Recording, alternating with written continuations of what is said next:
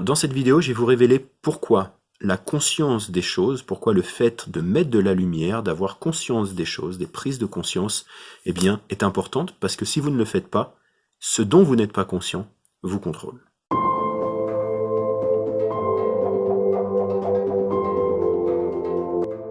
Alors je parle souvent dans mes vidéos, dans mes séminaires, dans les formations que je donne à des coachs et des thérapeutes, le fait de mettre de la lumière sur notre inconscient principalement, ou sur des choses dont on n'est pas conscient.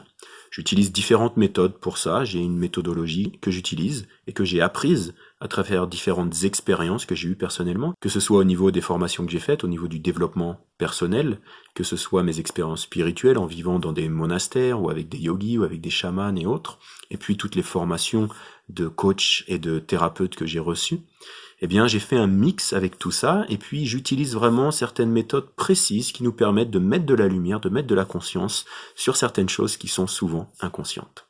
Comment est-ce que vous pouvez faire ça pour vous-même? Comment est-ce que vous pouvez mettre de la lumière sur des choses qui sont inconscientes?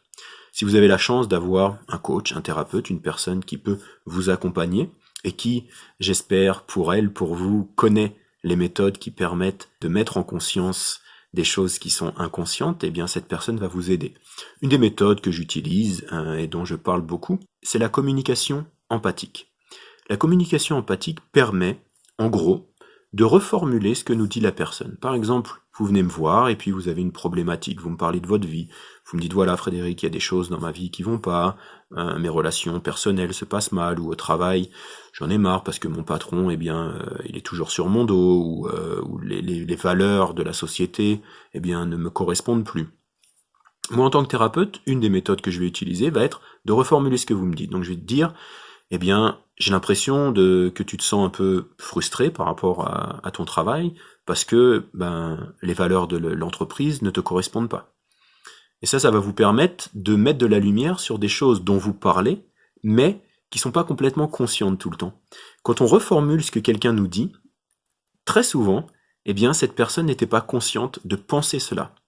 Souvent, on a ce dialogue interne qui pense à certaines choses, j'en ai marre de mon travail, blablabla, mais on n'est pas vraiment conscient qu'on a ces pensées, on n'est pas vraiment conscient de précisément quelles sont les choses qu'on se dit à nous-mêmes ou qu'on dit à la personne avec qui on discute.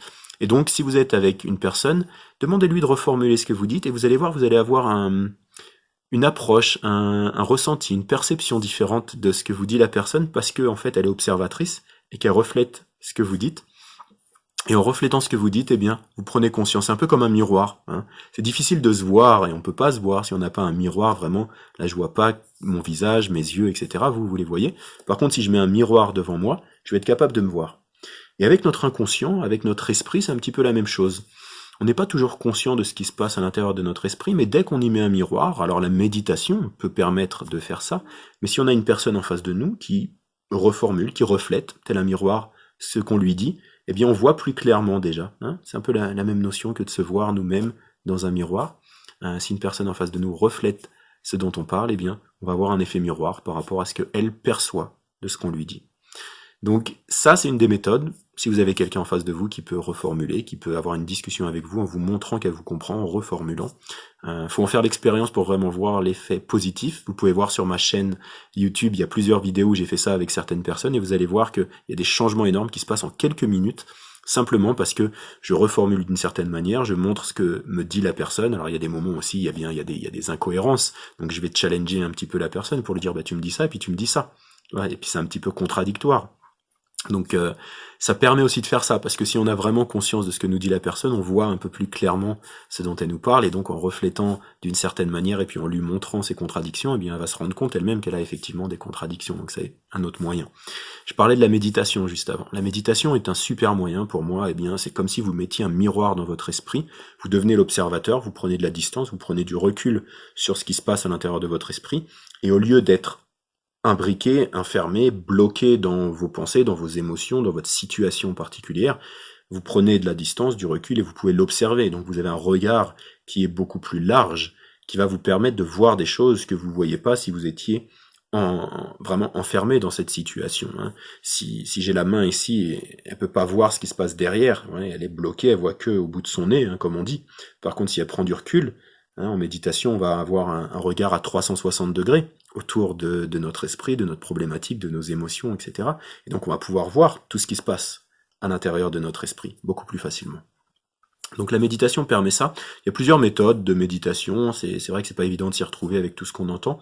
Vous pouvez regarder des vidéos que j'ai faites sur la méditation, je vais pas rentrer dans le sujet maintenant parce que c'est une vidéo qui va durer plus d'1 heure me connaissant, mais très simplement, vous pouvez porter votre attention sur la respiration, et en portant votre attention sur la respiration, c'est un peu comme si, vous voyez, mon attention elle est focalisée ici, l'inspire, l'expire, la sensation que j'ai au niveau de la respiration, et quand il y a des pensées, eh bien c'est un peu comme si, tac, je vois la pensée arriver, je la vois partir, et j'ai un peu ce point de stabilité qui me permet de voir la pensée. Et en fait, ce qui se passe habituellement, c'est que quand il y a une pensée qui arrive, on s'y accroche, et donc on retourne dans ce principe de on est bloqué, on est enfermé, on n'a qu'une seule perception de cette pensée ou de cette émotion, de cette situation, et là on reste focalisé sur la respiration, et donc on a cette possibilité d'être l'observateur qui a du recul, et puis qui peut voir les choses avec une autre perspective, ce qui est le plus important dans la notion de changement, dans le coaching et la thérapie, c'est vraiment cette notion de prendre une perspective différente, et une fois qu'on a une perspective différente, eh bien on va avoir des compréhensions, des solutions différentes qui vont arriver, donc ça va nous permettre de sortir d'une situation qui pouvait être problématique, par exemple. Dans la notion de mettre de la lumière sur eh bien, nos processus qui habituellement sont inconscients, une autre méthode que j'aime beaucoup, que j'utilise énormément en thérapie, en coaching et en formation, c'est la thérapie Gestalt, qui est vraiment pour moi un reflet de la philosophie bouddhiste appliquée à des jeux de rôle, à des mises en situation. La méthode que je préfère, c'est la méthode de la chaise vide. La chaise vide, c'est une méthode très simple. Je vais peut-être vous le faire ici rapidement pour que vous compreniez. Alors j'ai ma chaise qui fait un peu de bruit.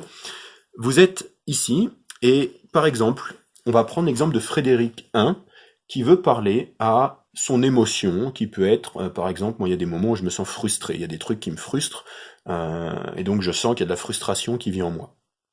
Donc je peux discuter avec mon émotion, avec frustration, je vais l'appeler frustration, et frustration je vais la mettre sur une chaise en face de moi. Donc je l'appelle la chaise vide, parce que la chaise est vide physiquement, mais inconsciemment, et dans mon imaginaire, eh bien, je mets la frustration en face de moi. Et donc la technique consiste à discuter avec cette émotion. Donc vous pouvez le faire vous-même tout seul, vous pouvez le faire accompagné d'un thérapeute qui connaît cette méthode, qui va vous guider un peu différemment. Sinon vous pouvez le faire seul, et simplement en faisant ça, vous mettez l'émotion, donc là je mets frustration, et puis je discute avec frustration, donc je lui dis voilà, il y a dans certaines situations, quand l'ordinateur il marche pas, je vois que eh bien, t'es présente dans ma vie, c'est quelque chose qui est pas très agréable, tu vois, quand t'es présente en moi, frustration, eh bien, je sens que mon cœur s'accélère, en fait, je suis moins efficace, je suis moins détendu, et puis, bah, j'aimerais bien qu'on puisse trouver une manière, bah, que tu m'influences pas comme ça négativement. T'es sûrement là pour des bonnes raisons, mais j'aimerais bien qu'on trouve une manière de fonctionner différemment, parce que j'aime pas trop ressentir cette émotion. Donc on discute comme ça, on explique à l'émotion ce qu'on ressent, ou à la personne, on peut faire ça avec une personne qui n'est pas présente mais avec qui on veut avoir une discussion. Et puis après, hop, je change de position, je me mets à la place de frustration et je réponds à Frédéric. Eh bien Frédéric, oui, je suis là régulièrement quand il y a des choses qui vont pas dans ta vie ou qui vont pas assez vite et que tu as envie que ça fonctionne, parce que bah en fait moi j'ai des objectifs et j'ai vraiment envie que tu réussisses certaines choses, et puis j'ai aussi un besoin que tu fasses les choses avec qualité, c'est vraiment quelque chose d'important pour moi, donc bah oui, je suis là quand il y a des situations eh bien, qui ne correspondent pas à mes attentes. Et puis on continue comme ça, voilà. Alors tu voyez, c'est intéressant, je le fais en même temps que vous, hein. Et puis, hop, Frédéric reprend la place. Oui, d'accord. Donc, ce que j'entends, c'est que t'es là quand il y a des situations particulières. Tac, tac, tac. Et puis, on continue. Voilà, on fait cet échange. Donc, ça, c'est vraiment une méthode, moi, que j'aime beaucoup. Donc, je ferai d'autres vidéos peut-être un peu plus précises sur le sujet pour expliquer un peu plus en détail comment ça fonctionne. En tout cas, vous avez l'idée. Et voilà, donc il y a plein de méthodes comme ça. De garder en tête, je dirais, si je peux faire un petit résumé là de cette vidéo, c'est de garder en tête que beaucoup de processus que l'on a intérieurement sont inconscients. Les scientifiques nous parlent de 95% de ce qu'on fait qui est inconscient. Donc ça vous donne un ordre d'idée. En fait, 5% seulement est vraiment conscient. Donc il y a tous ces processus qui sont inconscients. Et en se posant, en prenant du recul, en ayant une discussion avec quelqu'un qui reflète ce qu'on nous dit, ce qu'on lui dit, en faisant cette méthode, on peut vraiment se rendre compte de tous ces processus inconscients et de mettre certaines choses en lumière. Et donc vous pouvez faire une méditation formelle, comme je vous disais, avec la respiration, mais vous pouvez aussi contempler un sujet en prenant cette position d'observateur et en vous disant, voilà, il y a un sujet particulier qui me chiffonne en ce moment, et tiens, je vais le regarder, mais pas en étant dans l'émotion, dans la situation, en le vivant vraiment, et donc en étant bloqué, en ayant le nez comme ça, bloqué dans cette situation, mais ok, là je peux le regarder comme ça. D'écrire, par exemple, c'est le fait d'écrire un journal, c'est un moyen super pour se dissocier, pour prendre de la distance, pour prendre du recul d'une situation particulière sans être trop impliqué émotionnellement dans cette situation. Et donc vous allez simplement écrire ce que vous pensez, écrire ce que vous ressentez, écrire les problématiques que ça vous crée dans votre vie, écrire les bénéfices que vous avez avec la situation et l'émotion particulière, parce qu'on a toujours des bénéfices à agir d'une certaine manière. Et donc en faisant ce travail d'investigation, de contemplation, d'introspection, eh bien vous allez mettre en lumière des choses qui étaient inconscientes et qui vont devenir conscientes, et donc elles vont avoir beaucoup moins d'influence sur vous. Vous allez avoir une relation avec ces choses, vous allez pouvoir les comprendre, et puis vous allez pouvoir les laisser tomber, les lâcher prise sur ces ressentis, ces émotions, ces situations, parce que vous les aurez comprises plus profondément, vous les aurez mises en lumière plus clairement. Voilà, donc j'espère que cette vidéo fut utile pour vous. Faites le test, regardez avec vous-même, avec ces différentes méthodes que je viens de vous proposer, comment ça vous permet de mettre de la lumière sur des processus inconscients. Et puis laissez un commentaire dans les commentaires si vous avez des questions, si vous avez envie de faire un retour d'expérience pour les personnes qui feront le test avec ces différentes méthodes. Ça leur permettra d'être convaincus ou de voir d'autres perspectives ou de voir comment ça a fonctionné pour vous, si ça a fonctionné pour vous, est-ce que vous avez compris. Et puis on apprend beaucoup des expériences des autres en lisant les commentaires, en lisant les emails, en échangeant avec moi, mes clients ou les personnes que je forme. J'ai des expériences moi-même, des compréhensions, des perspectives différentes, et donc on apprend toujours. Donc si vous voulez partager ça, mettez ça dans les commentaires et ça aidera, je suis sûr, beaucoup de personnes. Je vous dis à très bientôt pour une prochaine vidéo coaching et thérapie.